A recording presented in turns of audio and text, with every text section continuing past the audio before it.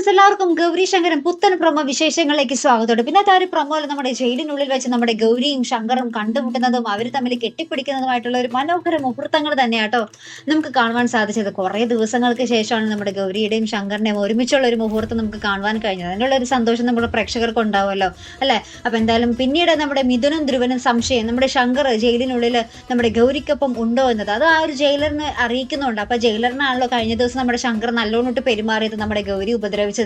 അപ്പൊ എന്തായാലും ആ ജയിലർ പറയുന്നുണ്ട്, ആ ശങ്കർ എങ്ങാനും അവിടെ ഉണ്ടെങ്കിൽ അവനിട്ടുള്ള കുരുക്ക് ഞാൻ റെഡിയാക്കിക്കോളാം എന്നാ പോയ ജയിലർ നമ്മുടെ മിഥുനും ധ്രുവനും വാക്ക് കൊടുക്കുന്നുണ്ട്. അപ്പൊ ആ ഒരു ജയിലറും ഇവരുടെ സൈഡാട്ടോ.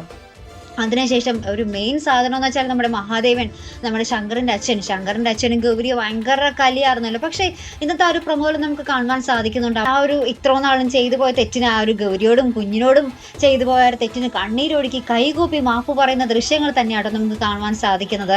അപ്പൊ ആ ഒരു മാപ്പ് പറച്ചിൽ കാണുമ്പോൾ നമ്മുടെ ഗൗരിയുടെ കണ്ണും അറിയാതെ നിറഞ്ഞു പോകുന്നുണ്ട് കേട്ടോ. അപ്പൊ ഇതൊക്കെ നമ്മുടെ ശങ്കർ കാണുന്നുണ്ട്. ശങ്കറിന് ഇതൊക്കെ കാണുമ്പോൾ ഭയങ്കര സന്തോഷമാകുന്ന നിമിഷങ്ങളും തന്നെയാട്ടോ നമുക്ക് ആ ഒരു പുത്തൻ പ്രൊമോയിൽ കാണുവാൻ സാധിച്ചത്.